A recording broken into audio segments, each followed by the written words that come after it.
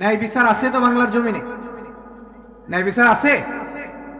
ন্যায় বিচার পাওয়ার জন্যই তো 1971 সালে আমরা স্বাধীন করেছিলাম, এই জন্যই যে কোনো আধিপত্য যেন আমাদের উপর বিস্তার করতে না পারে, ঠিক কিনা বলেন? কিন্তু পশ্চিম পাকিস্তানের আধিপত্য থেকে মুক্তি পাওয়ার পরেও আমরা আরেক আধিপত্য থেকে এখনো মুক্তি হতে পারি নাই, ঠিক কিনা বলেন? যেই আসে তার ঘাড়ের উপর বসেই বাংলার জমিনের দিকে শকুনের চোখ দিয়ে তাকাতে থাকে, ঠিক কিনা বলেন? আমরা বলে দিতে চাই, আগামীর রাষ্ট্র হবে ইনসাফের রাষ্ট্র, আগামীর রাষ্ট্র হবে কোরআনের রাষ্ট্র, যেই রাষ্ট্র কোরআন মাফিক চলার মাধ্যমে ওয়ামান হাকামা বিহি আদালা, এই কোরআন ন্যায় বিচার প্রতিষ্ঠা করবে, ঠিক কিনা বলেন? আমরা দেখেছি ন্যায় বিচার প্রতিষ্ঠা করার জন্য, ইনসাফের লড়াই করার জন্য আমার ভাই উসমান হাদি বাংলার জমিনে শহীদ হয়েছে, ঠিক কিনা বলেন? আধিপত্যবাদের জন্য লড়াই করেছেন আপসহীন নেত্রী ছিলেন বেগম খালেদা জিয়া, ঠিক কিনা বলেন? মানুষের কাছে সর্বজন স্বীকৃতি ছিল, তার সাথে আপোষ করার জন্য ভারত ইন্ডিয়া কত শতবার চেষ্টা করেছে, কিন্তু আপসহীন নেত্রী কোনোদিন বাংলার আধিপত্যর কাছে, ভারতের কাছে কোনোদিন মাথা নত করেন নাই, ঠিক কিনা বলেন? আমরা দুইজনকেই হারিয়ে ফেলেছি। আমরা উভয়ের জন্য দোয়া করি আল্লাহ তাআলা যেন ওসমান হাদি ভাইকেও জান্নাতের সর্বোচ্চ মর্যাদা দান করেন, এবং বেগম জিয়া, শহীদ প্রেসিডেন্ট জিয়াউর রহমানের সহধর্মিণী, তিনবারের প্রধানমন্ত্রী বেগম খালেদা জিয়াকেও আল্লাহ তাআলা যেন জান্নাতুল ফেরদাউসের মর্তবা দান করেন, বলে আমিন। আল্লাহ বলেন কোরআনই এই ন্যায় বিচার প্রতিষ্ঠা করতে পারে। ন্যায় বিচার প্রতিষ্ঠা ছিল না বিধায় বাংলার জমিনে মিথ্যা মামলা হয়েছে, গায়েবী মামলা হয়েছে, মিথ্যা কথা বলে বলে বলে বলে মিথ্যা মামলা দিয়ে দিয়ে দিয়ে দিয়ে শত আলেমদেরকে এই দুনিয়ার জমিন থেকে শহীদ করে দেওয়া হয়েছে, ঠিক কিনা বলেন? আল্লাহ রাসূল চতুর্থ কথা বলেছেন, ওয়ামান দাআ ইলাইহি হুদিয়া ইলা সিরাতিন মুস্তাকিম, আর যেই ব্যক্তি এই কোরআন দ্বারা মানুষদেরকে আল্লাহর দিকে ডাকে, সে যেন আসলেই হিদায়েতের পথের দিকেই ডাকে। সুবহানাল্লাহ। সম্মানিত হাজিরিন, কোরআনে কারীমের 41 নম্বর সূরা সূরাতুল হামিম আস-সাজদা। কোন সূরা বলেন তো? সূরাতুল হামিম আস-সাজদা, আরেকটা নাম সূরাতুল ফুসসিলাত, যার অর্থ হচ্ছে সুস্পষ্ট বর্ণনা। এই 41 নম্বর সূরার 30 নম্বর আয়াত আমি আপনাদের সামনে উপস্থাপন করেছি, তেলাওয়াত করেছি। এর সংক্ষিপ্ত কিছু আলোচনা আপনাদের সামনে উপস্থাপন করব ইনশাআল্লাহ।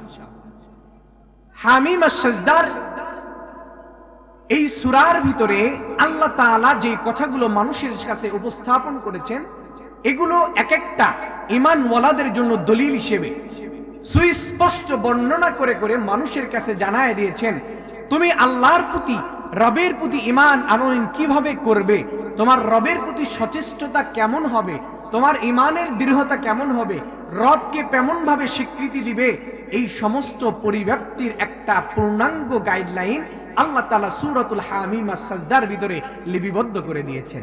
সুবহানাল্লাহ। সম্মানিত হাজিরিন, আল্লাহ রাব্বুল আলামিন বলেছেন,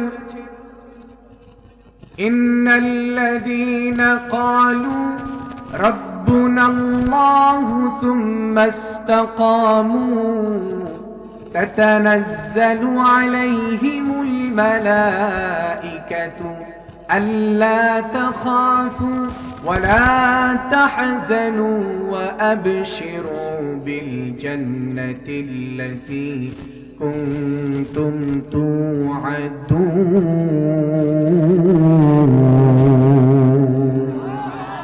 আল্লাহ রাব্বুল আলামিন ডাক দিয়ে বলছেন, নিশ্চয় যারা আল্লাহকে রব বলে স্বীকার করে নিয়েছে,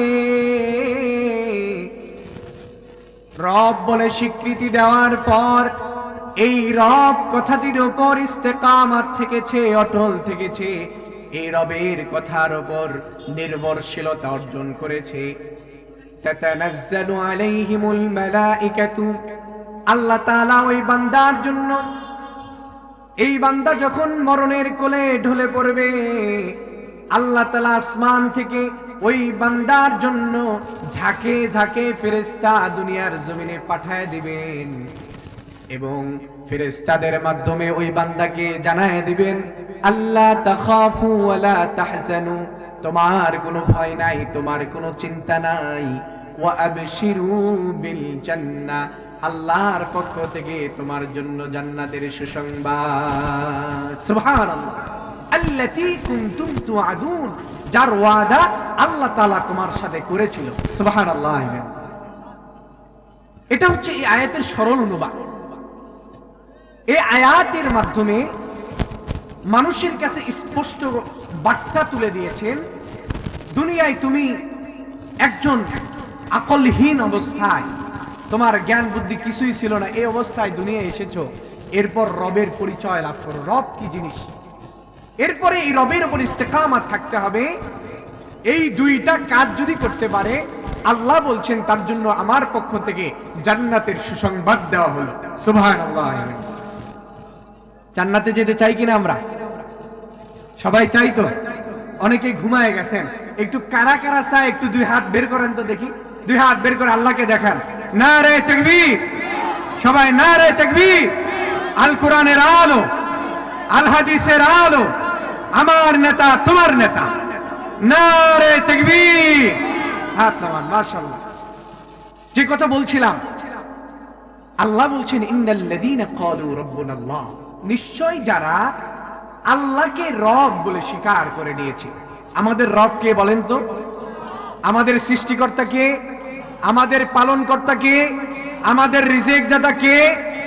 আমাদের সমস্ত কিছুর একমাত্র আধিপত্যের মালিক কে? আল্লাহ। রব শব্দের মুফাসসিরে কিরামগণ 15টিরও অধিক অর্থ নিয়ে এসেছেন। এই অর্থগুলোর মাধ্যমে সব অর্থগুলোর সার নির্যাস এটাই যে বান্দার সমস্ত চাহিদা যিনি পূরণ করতে পারেন তিনি হচ্ছেন আমাদের রব। বলেন সুবহানাল্লাহ। বান্দার খাওয়ার চাহিদা, বান্দার পড়ার চাহিদা, বান্দার এই দুনিয়ার বিশ্ব ব্রহ্মাণ্ডে যা কিছু প্রয়োজন, সমস্ত কিছু পাওয়ার জন্য যেই রবের কাছে ধর্ণা দেওয়া দরকার, যার কাছে ধর্ণা দেওয়া দরকার, যার কাছে চাওয়া দরকার, তিনিই হচ্ছেন আমাদের রব। সুবহানাল্লাহ। আল্লাহ আমার রব, এই রবই আমার সব। আল্লাহ আমার রব, এই রবই আমার সব। দমে দমে তনু মনে তারি অনুভব, দমে দমে তনু মনে তারি অনুভব। আল্লাহ আমার রব, এই রবই আমার সব। বলেন সুবহানাল্লাহ। আল্লাহ বলছেন এই দুনিয়ার জমিনে তোমাদের চাহিদা মিটানোর জন্য সব কিছু আমি তৈরি করে রেখেছি, শুধুমাত্র বান্দা একটা কাজ করবে, ওমা খালাকতুল জিন্না ওয়াল ইনসা ইল্লা লিয়াবুদুন। আমি মানুষ এবং জিন জাতিকে এই কারণেই সৃষ্টি করেছি, তারা যেন দুনিয়াতে আমার গোলামি করে, আমার দাসত্ব করে, আমার ইবাদত করে। সুবহানাল্লাহ। আল্লাহ আসমান, এই জিনিসটা যেটা দেখেন, এই আসমানের ভিতরে সূর্য, এটা কার জন্য তৈরি করেছেন? আলো কার জন্য ওঠে? সূর্যের আলো কার জন্য ওঠে? এটা আল্লাহর কোনো প্রয়োজন আছে সূর্যের আলো? কিন্তু বান্দা আপনার জন্য আল্লাহ তাআলা সূর্যের আলো দিয়েছেন। চন্দ্রের আলো, অমাবস্যার রাত, মধ্য রজনী চলতেছে, 9 তারিখ, এই সময় চলে এসেছে। তাহলে এই মধ্যবর্তী একটা সময় যে চাঁদটা দেখি, এই চাঁদের আলো বান্দার জন্য দিয়েছেন না আল্লাহর কোনো প্রয়োজন আছে? বান্দার জন্য দিয়েছে। দুনিয়ার জমিনে সমস্ত কিছু যা দেখি সবকিছু বান্দার কল্যাণের জন্য, কিন্তু আল্লাহ শর্ত দিয়েছেন শুধুমাত্র তোমরা আমার গোলামি করবে, আমার কৃতজ্ঞতা প্রকাশ করবে। সুবহানাল্লাহ। আল্লাহ তাআলা বলেন, ইয়া আইয়ুহান নাসু উবুদু রাব্বাকুমুল্লাযী খালাকাকুম ওয়াল্লাযীনা মিন ক্বাবলিকুম লাআল্লাকুম তাত্তাকুন। আল্লাহ রাব্বুল আলামিন বলছেন, ওহে দুনিয়ার মানুষেরা, উবুদু রাব্বাকুম, তোমরা তোমাদের রবের ইবাদত করো, তোমরা তোমাদের রবের গোলামি করো, তোমরা তোমাদের রবের দাসত্ব করো। কেননা যে আল্লাহ তাআলা আল্লাযী খালাকাকুম, যিনি তোমাদেরকে সৃষ্টি করেছেন এবং এই সৃষ্টির মাধ্যমে যে রব তোমাকে দুনিয়ার জমিনে আগমন ঘটায়ছেন, দুনিয়ার সৃষ্টির সৌন্দর্য দেখায়ছেন, আল্লাহ বলেন ওই রবের তোমরা ইবাদত গুজার হয়ে যাও। সুবহানাল্লাহ। দুনিয়াতে সৃষ্টি করেছেন কে? আমাদেরকে দুনিয়ার মুখ দেখাইলেন তিনি কে? মায়ের রেহেমের মাধ্যমে আমরা যে দুনিয়ায় আগমন করেছি, আল্লাহর রবকে চেনার জন্য দুনিয়ার কোনো কাছে দাঁড়ে যাওয়ার প্রয়োজন হবে না। আপনি আপনার 3.5 হাত বডিতেই আপনি আপনার রবকে খুঁজে পাবেন। আপনার নিজের হাত দিয়ে মাপলে আপনার শরীর কত হাত? 3.5 হাত। প্রত্যেকের হাত দিয়ে যদি প্রত্যেকের মাথা থেকে পা পর্যন্ত মাপ দেয়, কয় হাত হবে? 3.5 হাত। এই 3.5 হাত বডির ভিতরে যেই সৃষ্টির সৌন্দর্য আল্লাহ তাআলা প্যাকেজ করে দিয়েছেন, এইটার দিকে যদি কোনো বান্দা একবার দৃষ্টি নিক্ষেপ করে, আল্লাহ তাআলা বলেন সে রবের পরিচয় পেয়ে যাবে। সুবহানাল্লাহ। সম্মানিত হাজিরিন, দুনিয়ার জমিনে আসার জন্য আল্লাহ তাআলার সৃষ্টির সৌন্দর্য কেমন করে তৈরি করেছেন, আল্লাহ তাআলা বলেন ওয়ালাকাদ খালাকনাল ইনসানা মিন সুলালাতিন মিন তিন। আমি অবশ্যই মানুষদেরকে মাটির নির্যাস থেকে তৈরি করেছি। এই মাটির নির্যাস থেকে সুম্মা জাআলনাহু নুতফাতান ফি করারিম মাকিন। আল্লাহু আকবার। আল্লাহ তাআলা বলছেন মানুষের পৃষ্ঠদেশ থেকে, একজন পুরুষের, একজন যুবকের, একজন বাবার পৃষ্ঠদেশ থেকে, মেরুদণ্ড থেকে বের হওয়া নুতফা, সুম্মা জাআলনাহু নুতফাতান ফি করারিম মাকিন, সেই মা, যেই জননী যার গর্ভের ভিতরে দুনিয়ায় আগমন হবে একজন বান্দার, একজন সন্তানের, আল্লাহ তাআলা বলেন ওই নুতফাকে, ওই নাপাক পানিটাকে আমি আল্লাহ তাআলা মায়ের শরীরের দেহ অবয়ব কাঠামোর ভিতরে এমন একটা প্যাকেজ তৈরি করেছি, যে প্যাকেজ রেহেম নামক প্যাকেজ। এই প্যাকেজের ভিতরে করারিম মাকিন, এক নিরাপত্তার সহিত ওই বান্দার অবস্থান আমি তৈরি করে দিয়েছি। সুবহানাল্লাহ।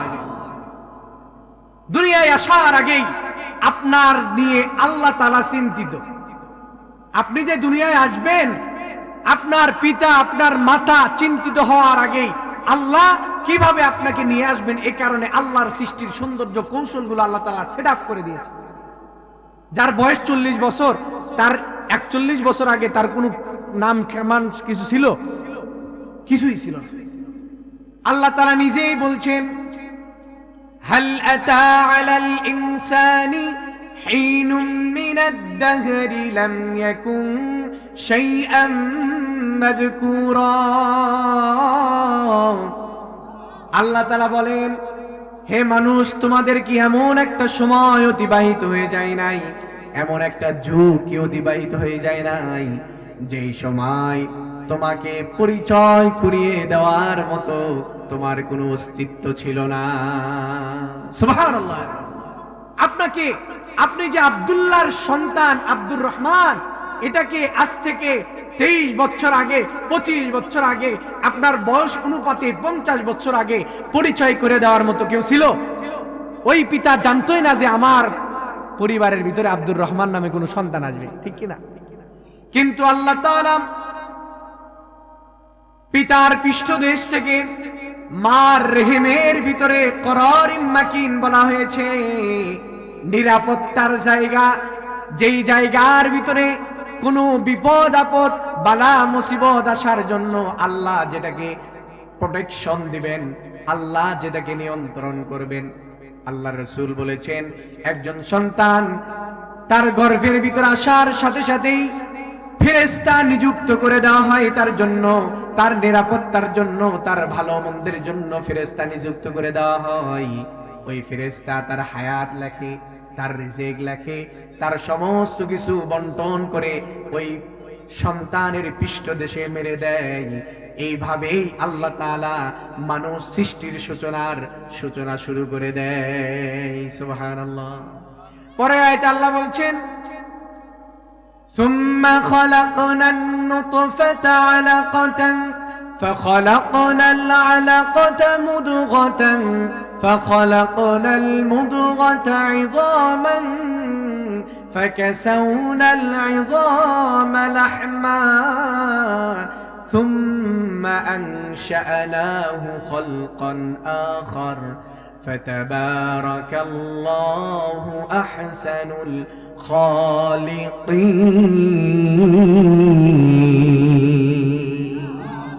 আল্লাহ তাআলা এবার বলছেন, মানুষের স্তর ভাগ করেছেন। প্রথমে আপনাকে নাপাক পানির জিনিসটা আপনার মার রেহেমের ভিতরে স্থান দান করেছে। সুম্মা খালাকনান নুতফাতা আলাকা, এরপর আলাকা স্টেজে মার 40 দিন যখন অতিবাহিত হয়ে যায়, এই সন্তান আলাকা নামক স্টেজে সে অবস্থান করে। সুম্মা খালাকনাল আলাকাতা মুদগাতান, আবার যখন এই আলাকা থেকে 40 দিন অতিবাহিত হয়ে যাওয়ার পর মুদগাতে এসে জমাট বাঁধা রক্ত থেকে এবার গোশতের টুকরায় পরিণত হয় ইযামা। এরপর আল্লাহ তাআলা আবার 40 দিন পর এই গোশতের সাথে অস্থি, হাড়, হাড্ডি, কলকবজা মানুষের শরীরের ভিতরে, সন্তানের শরীরের ভিতরে সেট করে দিয়ে বলেন, সুম্মা আনশানাহু খালকান আখার ফাতাবারাকাল্লাহু আহসানুল খালিকিন। সমস্ত সৃষ্টির শেষ হওয়ার পর আল্লাহ তাআলা বলেন, এটা হচ্ছে আহসানুল খালিকিনের বরকতময় সৃষ্টি। সুবহানাল্লাহ। সবার একটু জোরে বলি সুবহানাল্লাহ। 40 দিন এরকম অতিবাহিত হওয়ার পরে মানুষের সৃষ্টির একটা তারতম্য মায়ের রেহেমের ভিতরে তৈরি হয়। এটার দায়িত্ব কে নিয়েছেন? মায়ের রেহেমের ভিতরে আপনার পরিচালনা আর পরিচর্যার দায়িত্ব কার হাতে ছিল? এই যিনি দায়িত্ব পালন করে দুনিয়ার মুখ দেখাইছেন আপনাকে, তিনিই হচ্ছেন আমাদের রব। সুবহানাল্লাহ। তিনি আমাদের রব। আল্লাহ তাআলা বলছেন, এই যে মানুষের চেহারার যে সৌন্দর্য, মানুষকে যেভাবে দেখা যায়, এটা এমনি এমনি তৈরি করেন নাই। দুনিয়ার অন্যান্য প্রাণীকে আল্লাহ তাআলা বলছেন ওটা তৈরি হয়ে গেছে, কিন্তু মানুষকে যখন তৈরি করেছেন, ওয়ালাকাদ খালাকনাল ইনসানা ফি আহসানি তাকওয়িম, আল্লাহ বলেন আমি অবশ্যই মানুষকে উত্তম আকৃতি দিয়ে সৃষ্টি করেছি। সুবহানাল্লাহ। আপনার যে চেহারা আয়নার সামনে দাঁড়াইবেন, এই যে চেহারা আয়নার ভিতরে দেখা যায়, স্বয়ং আল্লাহ তাআলা আপনার এই চেহারাটা পছন্দ করার পরই এই ফেসে, এই ফরমার আপনাকে তৈরি করা হয়েছে। সুবহানাল্লাহ। আপনি যে চেহারা, আপনার কারো চেহারা সাদা, কারো চেহারা কালো, কারো নাক বোচা, কারো নাক সোজা, চাকমাদের নাক বোচা, চায়নাদের মতো দেখা যায়। আবার পাহাড়ি অঞ্চলের জায়গাতে দেখবেন তাদের নাক একটু উঁচা, আছে কিনা? এই সমস্ত সৃষ্টির যে মানুষের সৌন্দর্য, আল্লাহ রাসূল বলেছেন এটা স্বয়ং আল্লাহ তাআলা পছন্দ করে তার জন্য এরকম চেহারা তৈরি করেছেন। সুবহানাল্লাহ। সম্মানিত হাজিরিন, এই মানুষকে আসার জন্য, দুনিয়ার বংশধারাকে নিয়ন্ত্রণ করার জন্য হিফজুন নসল বলা হয়। বংশের পরম্পরা, এটাকে ঠিক রাখার জন্য আল্লাহ তাআলা আমাদেরকে মা জননী দান করেছেন। যে মার গর্ভের ধারণে আমরা দুনিয়ার মুখ দেখতে পেরেছি। আল্লাহ রাসূল, আল্লাহ তাআলা স্বয়ং কোরআনে বলেছেন, ওয়াদাতুহু কুরহান, আল্লাহ তাআলা বলেন এই মা কষ্টের পর কষ্ট ধারণ করে, এই মা 10 মাস 10 দিন কষ্ট ধারণ করে, কখনো মার পেটে লাঠি দেওয়া হয়েছে, কখনো বয়স সময় শেষের দিকে আসার সময় পা দিয়ে সন্তান মার কাছে, মার এই পেটের ভিতরে লাথি দিয়েছে, মা ব্যথা পেয়েছে, কোনোদিন কাউকে বলতে যায় নাই আমার সন্তান আমাকে জোরে ব্যথা দিয়েছে, কারণ জানে এই ব্যথাটা নিরাময় তখনই হবে যখন দুনিয়ার জমিনে আমার সন্তানের চেহারাটা দেখতে পাবো। সুবহানাল্লাহ। আল্লাহ তাআলা মুহাব্বতের একটা জায়গা তৈরি করেছেন মার অন্তরের ভিতরে, দিলের ভিতরে। এই সৌন্দর্য, এই মার মোহাব্বত আর ভালোবাসা আল্লাহর পরিচর্যার মাধ্যমে আল্লাহ তাআলা দুনিয়ার জমিনে আপনাকে নিয়ে এসেছেন। এইবার আপনাকে নাম রাখা হয়েছে আব্দুল্লাহ, আপনার নাম রাখা হয়েছে আব্দুর রহিম, আপনার নাম রাখা হয়েছে আব্দুর রহমান। ঠিক কিনা বলেন? এই যে দুনিয়ায় আপনার নামের এবার পরিচয় শুরু হলো, আপনার বংশের নাম সবাই চেনে, পারামানিক গোষ্ঠীর ব্যক্তি ওরা, ঘোষ গোষ্ঠীর ব্যক্তি ওরা, শেখ গোষ্ঠীর ব্যক্তি ওরা। এই যে বংশের পরম্পরা তৈরি হলো, এটা আল্লাহর দেওয়ার বরকতে। ঠিক কিনা বলেন? যে আপনার বংশ পরিচয়ের জন্য আপনার বংশের পরম্পরা নসব নামা যিনি তৈরি করেছেন, তিনিই হচ্ছেন আমাদের রব। সুবহানাল্লাহ। এই জন্য আল্লাহ তাআলা বলছেন, ইন্নাল্লাযীনা ক্বালু রাব্বুনাল্লাহ, নিশ্চয় যারা আমাকে রব বলে স্বীকার করে নিয়েছে, যারা বলে আমাদের রব হচ্ছেন একমাত্র কে, সবাই বলেন একমাত্র কি? আমাদের রব একমাত্র আল্লাহ তাআলা। আল্লাহ তাআলা কেমন আমাদের প্রতি ন্যায় বিচার করেছেন এটাকে বোঝার জন্য চলে যায় সেই ওমর ইবনুল খাত্তাব রাদিয়াল্লাহু তাআলা শাসন আমলে আলী রাদিয়াল্লাহু তাআলা বিচারক। বলেন কে বিচারক? আলী রাদিয়াল্লাহু তাআলা। মা বোনেরা কান খাড়া করে শুনবে। ওমর রাদিয়াল্লাহু তাআলা শাসন আমল, এই বিচার কার্যালয়ে হযরতে আলী রাদিয়াল্লাহু তাআলা আনহু তিনি হচ্ছেন বিচারক। একজন মহিলা, একজন মা আলী রাদিয়াল্লাহু তাআলা আনহু বিচারকের কাছে এসে হাজির হয়ে গেছে বিচার করার জন্য, বিচার নেওয়ার জন্য। হে কাদি, হে বিচারক, আমার বিচার করে দেন। আমরা একই জায়গায় দুইজন মার সন্তান ভূমিষ্ঠ হয়েছে। আমার ছেলে সন্তান জন্ম হয়েছে, আরেকজন মার মেয়ে কন্যা সন্তান জন্ম হয়েছে, কিন্তু তারা ষড়যন্ত্র করে আমার ছেলে সন্তান সে নিয়েছে আর তার মেয়ে সন্তান আমাকে দিয়েছে। হে বিচারক, আপনি আমার এই ইসলামী রাষ্ট্রের আলোকে আমার বিচার কার্য ফয়সালা করে দেন। আমি কেমনি বুঝবো এই দুইজনের মাধ্যমে আমার ছেলে সন্তান আমার কাছে আপনি ফেরত দেন? আলী রাদিয়াল্লাহু তাআলা সময় দিলেন, সবাইকে ডাকা হলো। আমিরুল মুমিনিন ওমর ইবনুল খাত্তাব রাদিয়াল্লাহু তাআলা হাজির হয়ে গেলেন। এবার আবার দুইজন মহিলাকে একত্রিত করা হয়েছে, দুইজন সন্তানকে একত্রিত করা হয়েছে। আলী রাদিয়াল্লাহু তাআলা আনহু ঘোষণা দিচ্ছেন, আমি যদি বিচার করতে চাই তাহলে একজন ধাত্রীর প্রয়োজন। এই ধাত্রীকে বলা হলো, ওই দুই সন্তানের মার স্তনের থেকে তোমরা দুধ সংগ্রহ করে নিয়ে এসো।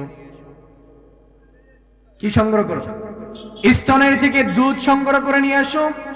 আলী রাদিয়াল্লাহু তাআলা আনহুর কথা মতো একজন ধাত্রী মা দুইজনের থেকে স্তনের দুধ নিয়ে এসে আলী রাদিয়াল্লাহু তাআলা আনহুর কাছে উপস্থাপন করেছেন।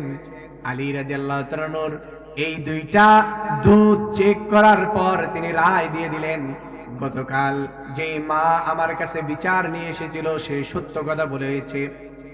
তার ছেলে সন্তানকে অদল বদল করা হয়েছে, তাকে কন্যা সন্তান দেওয়া হয়েছে, আর যার কন্যা সন্তান ছিল তার ছেলে সন্তান দিয়ে দেওয়া হয়েছে। আজকে বিচারের ময়দানে ফয়সালা করে দেওয়া হলো, যার ছেলে সন্তান তাকে ফেরত দেওয়া হোক, আর যার কন্যা সন্তান তাকে দিয়ে দেওয়া হোক। এই বিচার ফয়সালা করার পরে সবাই সন্তানদেরকে নিয়ে চলে যায়। আমিরুল মুমিনিন ওমর ইবনুল খাত্তাব রাদিয়াল্লাহু তাআলা কাজীকে, বিচারক আলী রাদিয়াল্লাহু তাআলা কে জিজ্ঞাসা করেন, ভাই তুমি কোন জিনিসের মাধ্যমে এই দুইটার বিচার করলে, কোন দুই জিনিসের মাধ্যমে এটার ফয়সালা দান করলে? এইবার আলী রাদিয়াল্লাহু তাআলা বলেন, হে ভাই ওমর, তুমি কি জানো না আল্লাহ তাআলা কোরআনে কারীমের মধ্যে আয়াত নাযিল করে দিয়েছেন, লিযযাকারি মিসলু হাজ্জিল উনসায়াইন, নিশ্চয় একজন পুরুষ দুইজন কন্যার সমান ভাগ পাবে। একজন পুরুষ যদি এক ভাগ পায়, এক ভাগের বিপরীতে দুইজন কন্যা সন্তান সম্পদের ভাগ পাবে। মিরাসের ঘটনা আল্লাহ তাআলা কোরআনে বর্ণনা করে দিয়েছেন, তুমি কি জানো না? আর আল্লাহ তাআলা এই বিধান অনুযায়ী যেই ছেলে যেই মার গর্ভের ভিতরে ছেলে সন্তান আল্লাহ তাআলা দান করেছিলেন, ওই মার স্তনটাকে, স্তনের দুধটাকে আল্লাহ তাআলা গাঢ় করে দিয়েছেন, দ্বিগুণ করে দিয়েছেন। আর যেই মার গর্ভ থেকে কন্যা সন্তান জন্ম হয়েছে, ওই মার স্তনের দুধকে আল্লাহ তাআলা পাতলা করে দিয়েছেন। পাতলা, গাঢ় কারণ ডবল, আর পাতলা কারণ একজন এক ভাগ। এ কারণে আলী রাদিয়াল্লাহু তাআলা বলেন, কোরআনেই বিচার করে দেওয়া আছে, ছেলে সন্তান ওই মায়েরই হবে যার স্তনের দুধ গাঢ় হবে, কন্যা সন্তান ওই মায়েরই হবে যেই মার স্তনের দুধ পাতলা হবে। সুবহানাল্লাহ। কথা বোঝা গেল? আল্লাহ তাআলা যে দুনিয়ায় আসার আগে মার স্তনের মাধ্যমেও মানুষকে শিক্ষা দিচ্ছেন, মানুষেরা একটু নজর দাও কিভাবে আল্লাহ তাআলা মার স্তনের মাধ্যমেও রবের পরিচয় লুকিয়ে রেখেছেন। সুবহানাল্লাহ। আমরা সেই রবের বিশ্বাস করি তো? কেমন বিশ্বাস করি? যখন বিপদ আসে তখন আমরা রবকে ডাকি, আল্লাহকে ডাকি, বিপদ কাটিয়ে গেলেই রব আল্লাহ থেকে আবার পিছিয়ে যায়, ঠিক কিনা বলে? দেখবেন যে মানুষের হঠাৎ করে অ্যাক্সিডেন্ট হয়েছে, অথবা হঠাৎ এমন রোগ হয়েছে যেই রোগ দুনিয়ার কোনো ডাক্তার ভালো করতে পারতেছে না, দেখবেন ওই লোক 5 ওয়াক্ত নামাজ পড়া শুরু করেছে। করে কিনা ভাই? আপনার গ্রামে আছে কিনা? আমার বগুড়াতে আছে, আপনার এলাকায় না থাকলেও। যখন অসুস্থ অথবা দেখা যাচ্ছে যে খুব ক্রান্তি কাল চলছে, তখন আল্লাহর কাছে যায়, সিজদা দেয়, আল্লাহর কাছে দোয়া করে, মনে হয় তার মতো নামাজি বান্দার নাই। কিন্তু আল্লাহ তাআলা কি শুধুমাত্র বিপদে আল্লাহকে ডাকতে বলেছেন, নাকি সবটা সময় আল্লাহকে ডাকতে হবে? সব সময় আল্লাহকে ডাকতে হবে। এজন্য আমরা রব বলে ততক্ষণ স্বীকৃতি দিই যতক্ষণ আল্লাহ তাআলা আমার উপর বিপদ দেয়। বিপদ আসলে আমরা রবকে রব বলি, বিপদ কাটিয়ে গেলেই যদি বলে নামাজের কথা, তুই বড় মুসল্লি হয়ে গেছে, খালি আমার নামাজের কথা বলিস, এরকম বলে কিনা ভাই? কিন্তু আল্লাহ তাআলা দেখেন, যার পরিচয় আপনার অস্তিত্ব ছিল না, এই অস্তিত্ব থেকে আল্লাহ তাআলা আপনাকে অস্তিত্ব দান করলেন, আপনার পরিচয় ঘটায় দিলেন, আপনার বংশ ঘটায় দিলেন, আপনার মার একটা নিসবত, মার মোহাব্বতের একটা লাইন তৈরি করে দিলেন, অথচ সেই রবকে আমরা ভুলে গিয়েছি। এবার 3.5 হাত বডি কিভাবে আল্লাহ তাআলা সৃষ্টি করেছেন দেখেন। আমরা যে নিঃশ্বাস নেই, এটা কি নেই? অক্সিজেন নেই। কি নেই বলেন তো? অক্সিজেন নেই। আর যেটা সারি, এটা কি? কার্বন ডাই অক্সাইড, বিষাক্ত জিনিস আমরা সারি, আর একদম নিট অ্যান্ড ক্লিন ফ্রেশ জিনিস আমরা ভিতরে ঢুকাই, তাই কি না? আল্লাহ তাআলা এই প্রাকৃতিককে এমন সুন্দরভাবে সাজায় দিয়েছেন, যেই প্রাকৃতিক সৌন্দর্য আল্লাহ তাআলা এমন ভাবে তৈরি করে দিয়েছেন, মানুষ যেটা সারে এটা প্রাকৃতিকের জন্য ভিটামিন স্বরূপ, আর মানুষ যেটা নেয় প্রাকৃতিক থেকে এটা মানুষের জন্য ভিটামিন স্বরূপ। সুবহানাল্লাহ। সম্মানিত হাজিরিন, এজন্য আল্লাহ তাআলা বলেন, قُلْ لَوْ كَانَ الْبَحْرُ مِدَادًا لِكَلِمَاتِ رَبِّي لَنَفِدَ الْبَحْرُ قَبْلَ أَن تَنفَدَ كَلِمَاتُ رَبِّي وَلَوْ جِئْنَا بِمِثْلِهِ وعلى آل سيدنا شفيعنا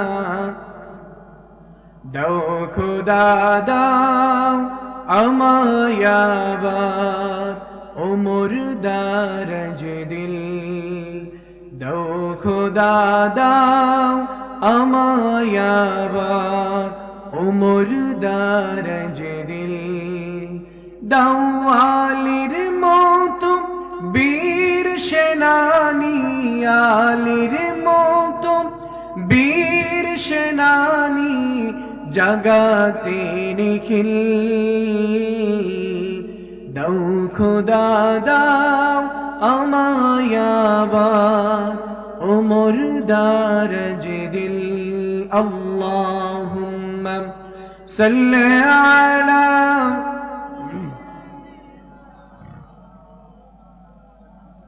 وعلى آل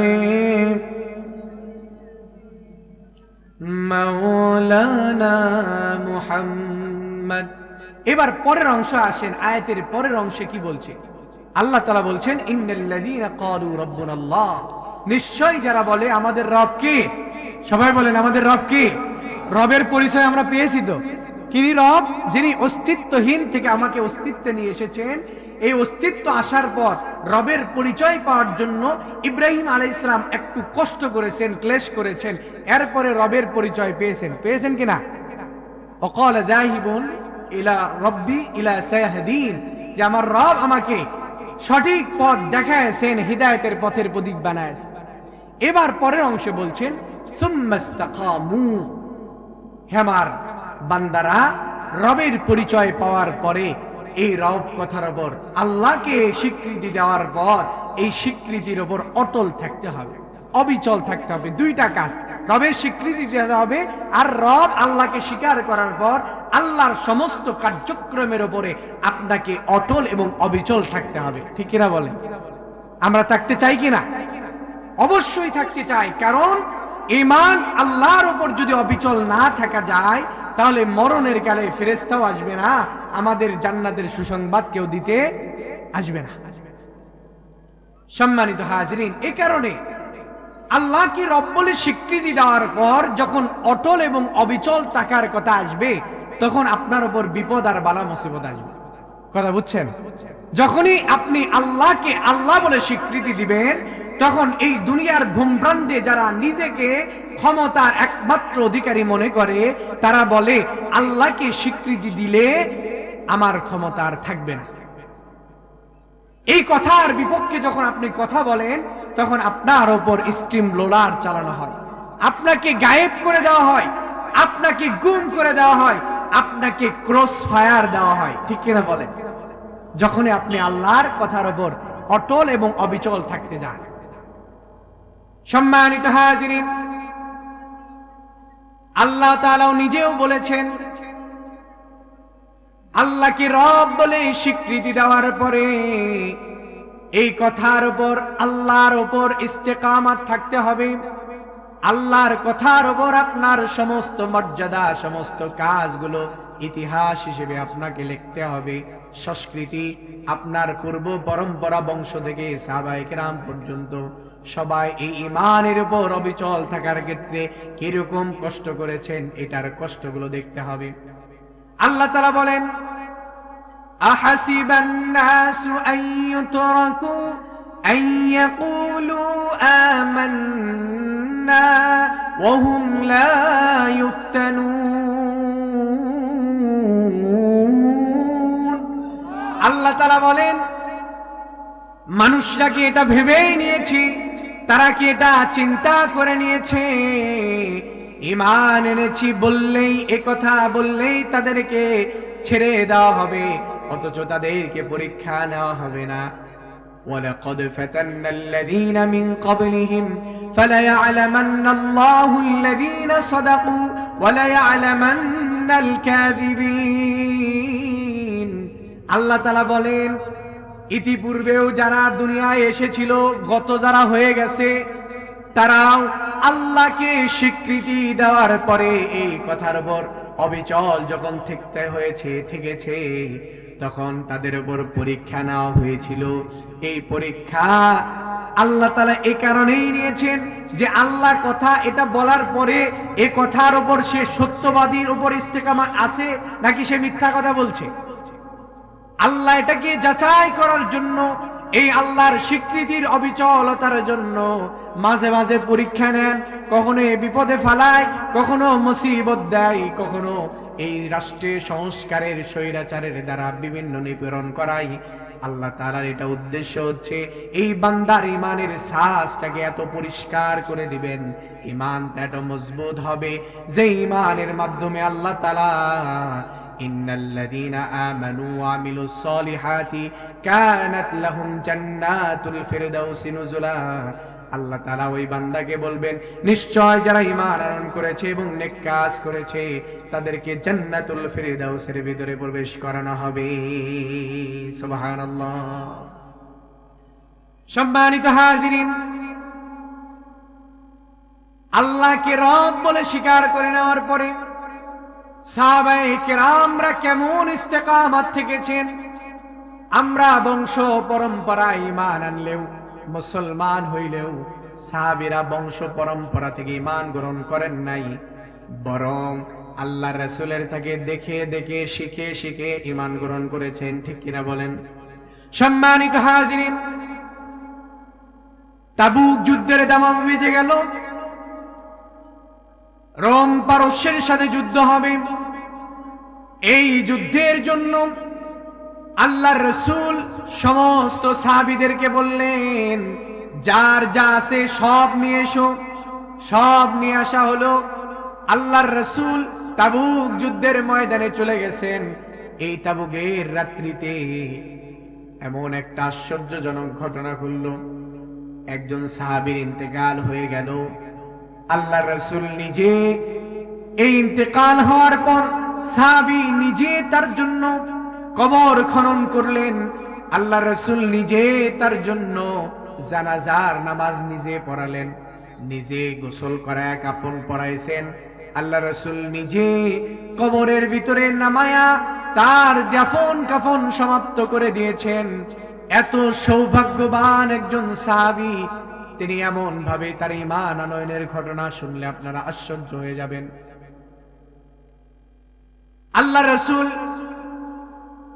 মক্কার জমিনে দ্বীনের দাওয়াত প্রচার করছেন, গোপনে গোপনে দ্বীনের দাওয়াত দিচ্ছেন। এই মক্কা থেকে অনেক দূরে এক প্রান্তের মরুভূমির ভিতরে একজন পিতার পরিবারের ভিতরে সন্তান জন্ম হয়েছে। যেই সন্তান, যার নাম পিতা রেখেছিল আব্দুল উজ্জা। এই আব্দুল উজ্জা বাবার অধীনে জন্মগ্রহণ করার পরে বাবা ইন্তেকাল করে চাচার অধীনে বেড়ে ওঠে। বেড়ে উঠতে উঠতে এমন একটা পজিশন, অবস্থান তার তৈরি হলো। আব্দুল উজ্জাকে তার চাচা এক পাল মেষ দিয়ে, ছাগল দিয়ে মরুভূমির প্রান্তরে পাঠায় দিছে। যাও, আমার পরিবারের ভিতরে থাকতে হলে মরুভূমির ভিতরে মেষ চারণ করো। আব্দুল উজ্জা চাচার কথা মতো মরুভূমির প্রান্তরে মেষ চড়ায়, ছাগল চড়ায় চড়ায় প্রতিদিন সকালে নিয়ে যায়, সন্ধ্যা বেলা রাত্রি হইলে আবার ফিরে আসে। এই মেষ চড়াইতে চড়াইতে আব্দুল উজ্জা দেখে এই রাস্তা ধরে, মরুভূমির রাস্তা ধরে কত মানুষ যায় আর বলে মুহাম্মাদের কাছে যাই, মুহাম্মাদের কাছে যাই। আব্দুল উজ্জার মনের ভিতরে আকাঙ্ক্ষা জাগলো, চিন্তা হইল, এই মুহাম্মদ নামের ব্যক্তিটাকে, যার কাছে যাওয়ার জন্য সবাই এই মরুভূমির রাস্তা ধরে ওই মানুষটার কাছে যাওয়ার জন্য সিরিয়াল ধরে, এই মুহাম্মদ ব্যক্তিটার সাথে আব্দুল উজ্জা সাক্ষাৎ করতে চায়। ঈমান গ্রহণ করেন নাই এখনো, কিন্তু সাক্ষাতের লাভ, সাক্ষাৎ লাভের চিন্তা চেতনা তার অন্তরের ভিতরে জাগ্রত হয়ে গেছে। আল্লাহ রাসূলের সাক্ষাৎ চাই কিনা আমরা? আমরা জীবনে একবার হলেও আল্লাহ রাসূলকে দেখতে চাই কিনা? এটা আমাদের প্রত্যেকটা মুমিনের একটা মনের তামান্না। ঠিক কিনা বলেন? আল্লাহ রাসূলের ভালোবাসা, মহাব্বত সাহাবীরা পেয়েছে, আমরাও আকাঙ্ক্ষা করি আল্লাহ যেন অন্তত স্বপ্নের ভিতরে হলেও একবার আল্লাহ রাসূলের দিদার আমাদের নসিব করে দেয়, বলে আমিন। এ আব্দুল উজ্জা আল্লাহ রাসূলের এই মুহাম্মদ নাম শুনে মেষ চড়ায়, আর লোকেরা এই রাস্তা দিয়ে মুহাম্মদের সাথে সাক্ষাৎ করতে যায়। আব্দুল উজ্জার মনের ভিতরে চিন্তা হইল, মুহাম্মদ নামে ব্যক্তিটা কেমন, সবাই এর পিছনে যায়, আমি একটু দেখতে চাই। সম্মানিত হাজিরিন, আব্দুল উজ্জা আল্লাহর রাসূলের সাথে দেখা করতে চায়, কিন্তু আল্লাহর রাসূলের উপর যখন প্রকাশ্যে দাওয়াতের আয়াত নাজিল হয়ে গেল, وأنذر عشيرتك الأقربين فاصدع بما تؤمر وأعرض عن المشركين। আল্লাহ তাআলা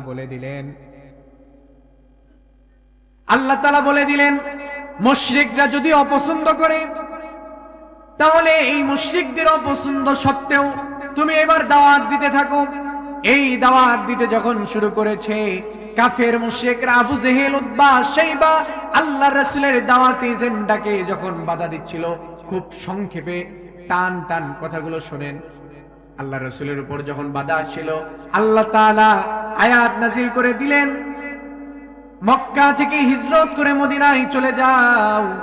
আব্দুল উজ্জার মনের ভিতরে চাওয়া, আল্লাহ রাসূলের সাক্ষাৎ হবে। কিন্তু আল্লাহ রাসূল মক্কা থেকে আল্লাহর কথা মতো হিজরত করে মদিনায় চলে গেছেন।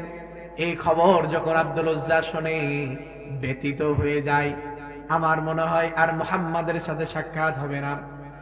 এইভাবে মদিনায় আল্লাহ রাসূলের 6 বছর অতিবাহিত হয়ে গেল।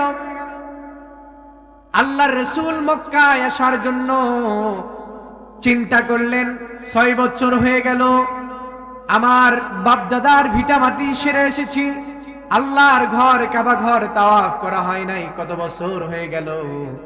আল্লাহ রাসূল 1400 সাহাবী নিয়ে মক্কার দিকে রওনা করলেন।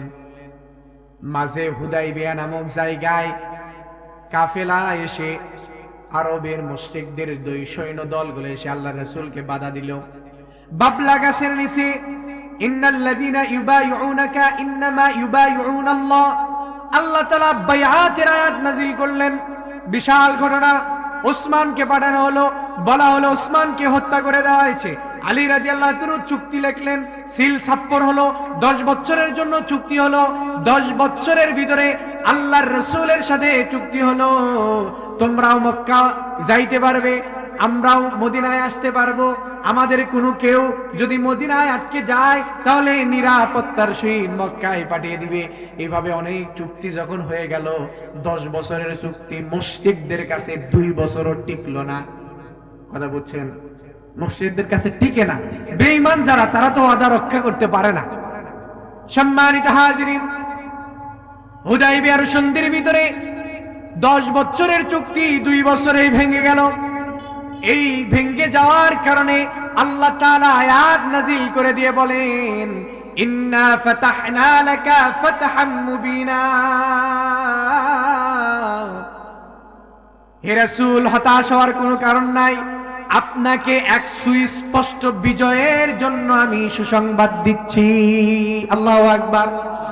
এই 2 বছর যখন অতিবাহিত হয়ে গেল, আল্লাহ তাআলা অর্ডার দিলেন, হে মুহাম্মদ, এবার বসে থাকার কোনো সুযোগ নাই, পুরা মক্কাটাকেই বিজয় করতে হবে। বলেন আল্লাহু আকবার। আল্লাহর রাসূলকে বলা হলো, এবার মক্কা বিজয় করতে হবে। আল্লাহ রাসূল 10,000 সাহাবী নিয়ে পুরা মক্কা নগরী ঘেরাও করে নিয়েছে। আল্লাহর রাসূল, সংক্ষেপে বলি, বিনা যুদ্ধে, বিনা রক্তপাতে যে যুদ্ধ হয়েছিল, সেই যুদ্ধকে বলা হয় মক্কা বিজয়। আল্লাহর রাসূল সরাসরি কাবার প্রান্তরে চলে গেছেন। যেই ওসমান বিন তালহা আল্লাহর রাসূলকে চাবি দিতে চায় না, কাবা ঘরের চাবি আল্লাহর রাসূলকে দিতে চায় না, এই ওসমান বিন তালহা দৌড়ে কাবা ঘরের চাবি নিয়ে এসে আল্লাহর রাসূলকে বলছে, হে রাসূল, আজ থেকে এই কাবা ঘরের মালিক আপনি। বলেন সুবহানাল্লাহ। আল্লাহর রাসূল বলেন, হে ওসমান বিন তালহা, এটার দায়িত্ব আমি নেব না, বরং এই চাবিটা তুমি রাখো, এবং আমি দোয়া করে দিচ্ছি এই কাবা ঘরের সমস্ত সংরক্ষণ করার জন্য তোমার বংশ থেকে আল্লাহ তাআলা দায়িত্ব নির্ধারণ করে দেবেন। সুবহানাল্লাহ। সম্মানিত হাজিরিন, সেই কথা এবার আব্দুল উজ্জা চাচার বাড়িতে বড় হয়ে গেছে, ইমানের সাথে মুহাম্মাদের সাথে সাক্ষাৎ করতে যায়। এবার শুনেছে মুহাম্মদ মক্কা বিজয় করেছে, আর কোনো চিন্তা নাই। আব্দুল উজ্জা সাহস পেয়ে গেছে। আল্লাহর রাসূল মক্কা বিজয় করার পরে মদিনায় মসজিদে নববীর ভিতরে চলে গেছেন। এবার আব্দুল উজ্জা কষ্টের ইমান, আব্দুল উজ্জা এবার চাচার কাছে যে হাজির হয়ে গেছে, হে আমার চাচা,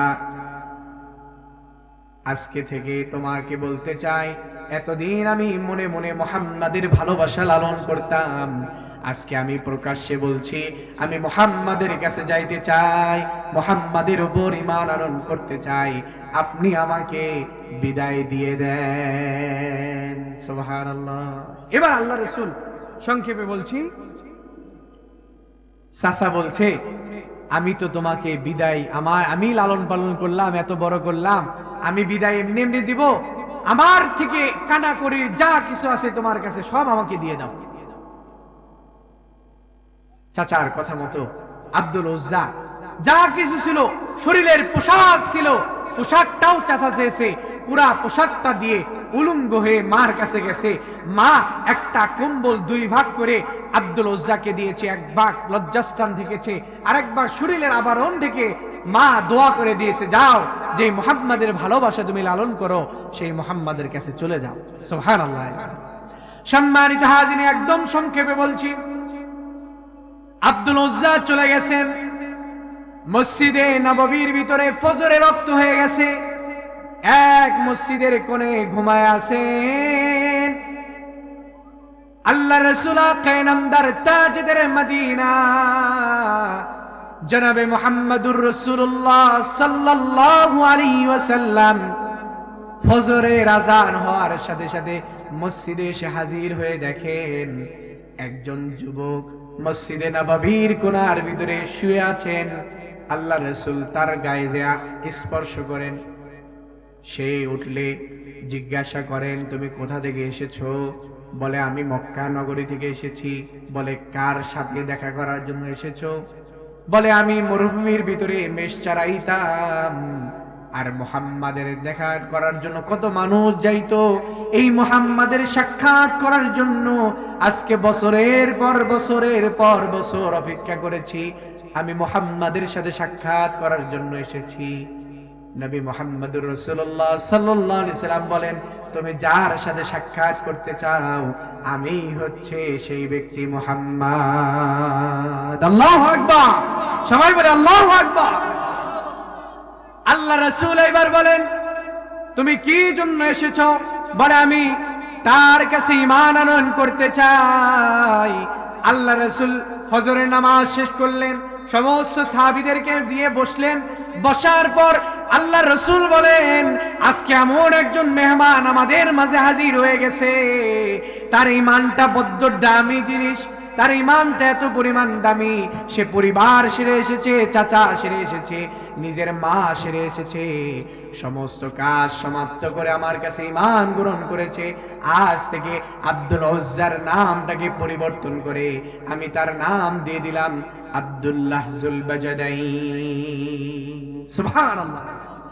যুলবাজাদাইন অর্থ যু হচ্ছে মালিক, আর দুই কম্বল ছিঁড়া, এক কম্বল ছিঁড়ে দুইটা নিয়ে আসছিল না, এই বলছে যে দুই কম্বলওয়ালার মালিক যিনি, তার নাম হচ্ছে যুলবাজাদাইন, আর আল্লাহর বান্দা হচ্ছে আব্দুল্লাহ। আজ থেকে তার নাম আব্দুল্লাহ যুলবাজাদাইন। বলেন সুবহানাল্লাহ। এই আব্দুল্লাহ যুলবাজাদাইন তাবুকের যুদ্ধের সময় আল্লাহ রাসূলের কাছে এসে বলছে, হে আল্লাহ রাসূল, আমি তো কিছু দিতে পারবো না, আমার জান দিতে চাই। আল্লাহ রাসূল বলেন, সংক্ষেপে বলছি, আল্লাহ তাআলা তোমার জান নিবে না, কাফেরদের জন্য তোমার রক্তকে আল্লাহ তাআলা হারাম করে দিয়েছেন। সুবহানাল্লাহ। শহীদ হতে চাই। আল্লাহ রাসূল বলেন, তুমি যদি জ্বরেও মারা যাও তারপরেও আল্লাহ তাআলা তোমাকে শহীদি মর্যাদা দান করবেন। সুবহানাল্লাহ। এই তাবুকের প্রান্তরে রাত্রি যখন গভীর হয়ে যায়, আব্দুল্লাহ যুলবাজাদাইনের মৃত্যু হয়ে যায়, ইন্তেকাল হয়ে যায়। আল্লাহ রাসূল নিজে তার দাফন করেন, কাফন করেন, সমস্ত কিছু নিজে সমাপ্ত করেন। সুবহানাল্লাহ। সম্মানিত হাজিরিন, এই জন্য সুম্মাস্তাকামু হতে হবে। সমস্ত কিছু বাধা বিঘ্ন যতই আসুক না কেন, আমরা ঈমান থেকে বিচ্যুত হব না। যদি না হই, তারপরে আল্লাহ বলছেন, তাতানাজ্জালু আলাইহিমুল মালাইকাতু, তাহলে আমি আল্লাহ তাআলা তোমাদের জন্য ফেরেশতা পাঠাবো, এবং এই সংবাদ দিয়ে পাঠাবো যে তোমাদের কোনো ভয় নাই, তোমাদের কোনো চিন্তা নাই, তোমাদের জন্য জান্নাতের সুসংবাদ। বলি সুবহানাল্লাহ।